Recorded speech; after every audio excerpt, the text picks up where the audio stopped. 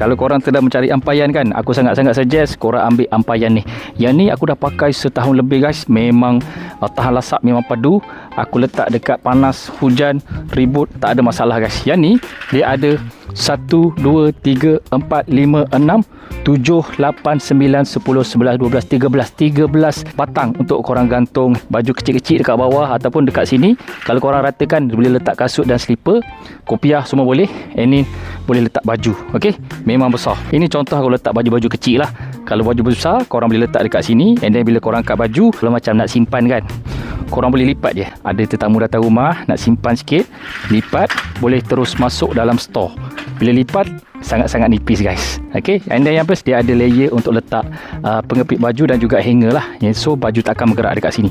Sini satu dan dekat sini satu ada juga. Yang ini untuk letak hanger. Kalau hujan kan, korang tak payah angkat baju, korang alih je, tarik je sebab dia ada roda. Letak bawah posh macam ni. Tak adalah basah baju korang. So boleh sambung jemur bawah posh macam ni. So kalau korang nak beli, korang boleh tekan dekat beg kuning yang ampayan macam aku beli ni. Okay, murah je.